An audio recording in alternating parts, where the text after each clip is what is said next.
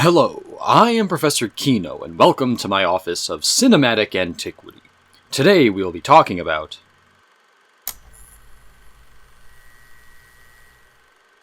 I'm really far behind on my reviews. I could make some excuses, but the truth of the matter is that I've just been exhausted, and with that, a little unmotivated when it comes to writing. But here I am trying to crawl my way back onto some semblance of a schedule, so let me kick off the end to my hiatus with a review of Birds of Prey, or the Fantabulous Emancipation of one Harley Quinn. Or as it's called now, apparently, because Warner Bros. Panicked over the film's comparatively low box office performance and blamed it on its long title, Harley Quinn Birds of Prey. More concise, sure, but definitely not as fun in my opinion. But titles don't really make a movie, do they? So how is the film as a film? And to really delve into that, I will need to provide a little background. Jump back to 2015, when the Suicide Squad movie was announced. David Ayer was signed on as director, and the cast began to come together. While there was some controversy, particularly involving Jared Leto's Joker and the liberties that his interpretation seemed to be taking with the character, trading in the classic clown in a suit look for a more manic thug look, but the one casting decision that everyone got on board with was Margot Robbie as Harley Quinn. Particularly after the film's first trailer released, she looked the part and seemed to be embracing the character in her crazy entirety.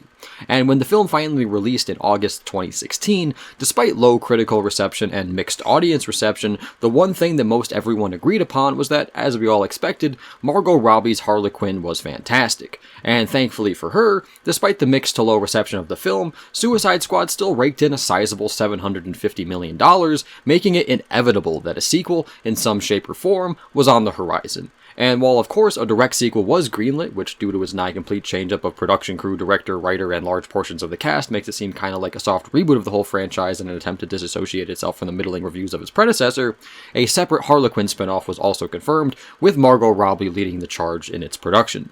She did her research with the Harley Quinn comics, hired an indie art house female director Cathy Yan to, direct it, decided to make the core of the film an all-female vigilante group, the Birds of Prey, despite some backlash from various fans who made it clear on social media outlets that the Birds of Prey team was actually Batgirl's team while Gotham City Sirens was supposed to be Harley's, but this didn't dissuade Robbie from pushing forward anyway, hired a female writer, Christina Hodson, and decided to make the whole production rated R.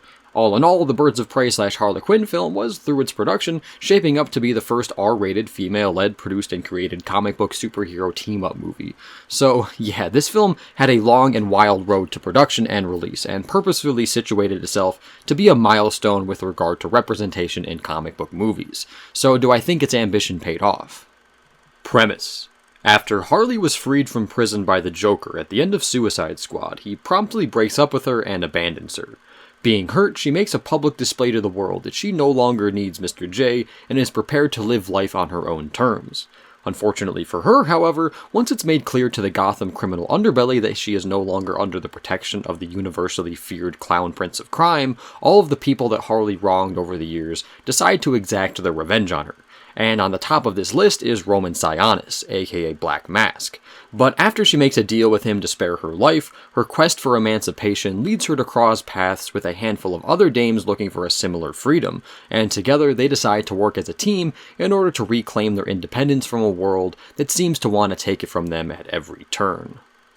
This film prides itself on representation. In fact, representation, both of women and of the LGBTQ community, was kind of this film's foundation. And it makes sense. It's been about 2.5 years since the whole Weinstein sexual assault debacle, and the rapid growth of the Me Too movement.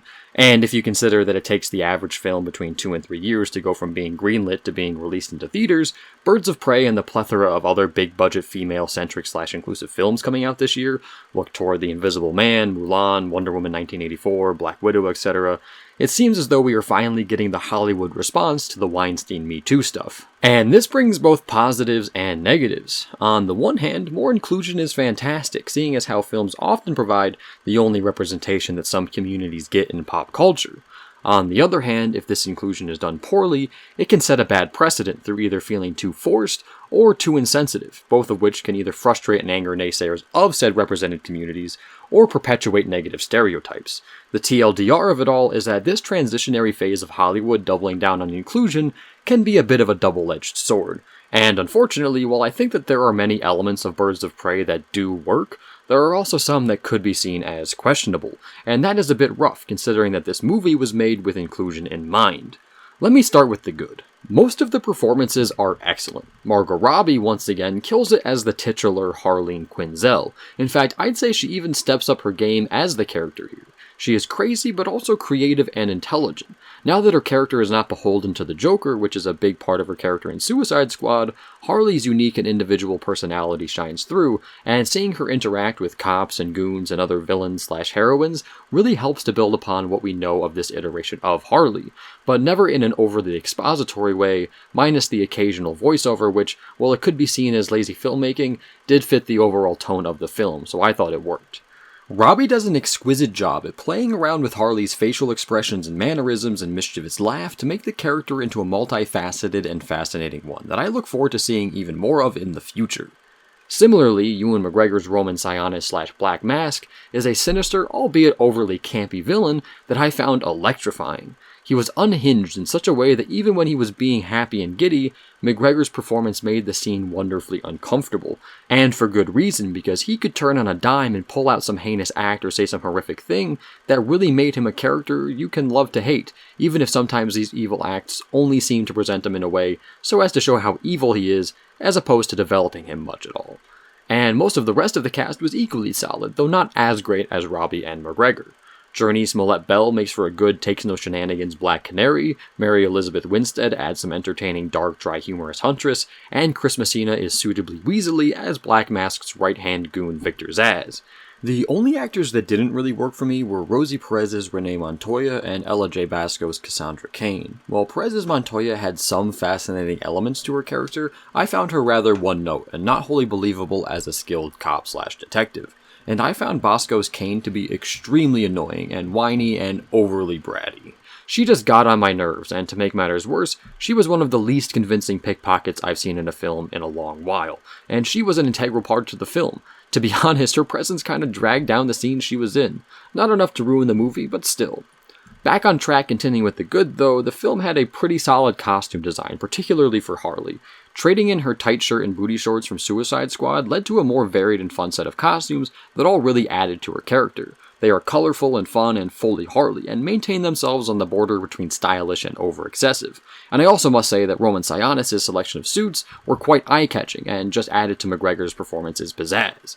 And building on this, the film also had some great production design in general through the use of color and framing, whether it be via colored glitter and smoke bombs going off in a fight sequence, or an impromptu dance number hallucination during a slight concussion. And speaking of these examples, the choreography/action is also great. Having pulled in Chad Stahelski of John Wick fame mid-production to work on the fight scenes, Birds of Prey features some stellar action. While none of the scenes come close to the spectacle that is a John Wick film, a few of the scenes here are very good, especially the three-part fight in a police precinct. Not only is the action here mesmerizing and exhilarating, but it also features moves throughout that actually play off of Harley's character, and in some ways add yet another element that helps to characterize her. The action kicks ass. So yeah, Birds of Prey has a lot of elements within it that work on a general filmmaking standpoint, and it even throws in some creative artsy flourishes such as having a non-linear narrative, some fun editing techniques, and a dash of, as mentioned before, manic Harley voiceover to make this film, as a film, quite the entertaining ride. Where the whole experience begins to falter a little, however, is with its desire for inclusion. It wants to be inclusive so badly that it shoehorns in random lines of dialogue or visual cues that just lazily point out the inclusion to the audience, and oftentimes it has no bearing on the film at all. For example, Renee Montoya is part of the LGBTQ community, and that's fantastic, except instead of showing us it subtly, the film literally halts and has Harley's voiceover tell us that another female character is an ex of hers, and it felt really forced. It was like the film was so concerned with its audience not knowing that Montoya was gay, that it pauses just to inject a line from Harley that is the equivalent of, "Oh yeah, she's gay by the way, this will never come up again, but she's gay." And this type of inclusion isn't the only time that this film does this. In the opening of the film, there's a quick little visual cue that implies that Harley has dabbled with her sexuality in the past. But again, that's the last we hear of it. Granted, in the comics, she has a relationship with Poison Ivy, but this film does nothing with the revelation of her fluid sexuality besides just shoehorning in a quick empty reference for some inclusivity diversity points. But at least these sorts of obvious and lazy attempts to get inclusion cred are harmless. On the other hand, an example of forced inclusivity in the film that I'm not so sure I can say that about is with regard to Roman Sionis and Victor Zsasz. While the film never openly says the two are gay, it is heavily implied, and they are the most obviously gay characters in the film. And while I think that both McGregor's and Messina's performances are good in the movie, great even, their clearly gay mannerisms are played up for laughs more than anything else, mostly tastefully, but not always. And both of these characters are the most evil characters in the film. The film often even directs the audience's attention to them doing acts for the sake of evil and hating on / looking down on women in general. And that'd be fine, the characters are the bad guys after all, but they are also the only prominently gay characters in the movie, because the other ones are barely even acknowledged beyond the aforementioned lazy and shoehorned in lines of dialogue. And what's even weirder is that nothing about Sionis or Zsasz really depends on them being gay in this movie, and yet their characters in the source material, i.e. comics and shows and games, are not gay, so what was the point of making Sionis and Zsasz gay and in many ways misogynistic here? Was it a stylistic choice just for fun? I'm pretty sure the answer is just for inclusive purposes. Making Black Mask gay doesn't really do anything for the character except to just, well, make him gay now.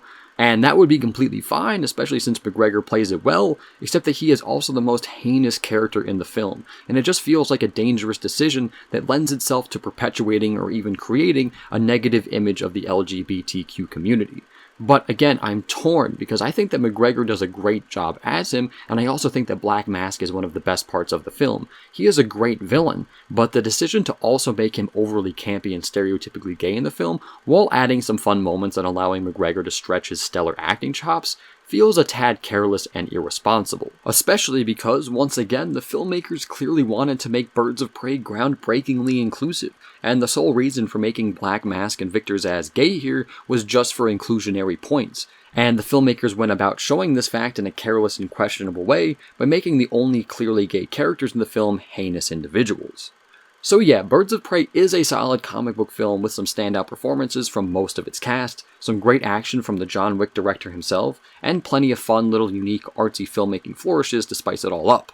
However, it undermines itself slightly with some shoehorned in attempts at inclusion that range from solid to lazy to shoddy to borderline irresponsible. But I am fully aware that the latter issues won't impact or affect some people's enjoyment of the film at all. It all depends on how crazed you get about the idea of inclusion. And I must say that outside of that aspect of it, Birds of Prey is still a solid comic book film with plenty of bits and pieces that makes it stand out from the overcrowded genre. So I'd say check it out if you are unfazed by the whole inclusionary phase of Hollywood, are a comic book fan, a fan of Harley Quinn, or just someone looking for an above-average, stylish vigilante action romp at the cinema.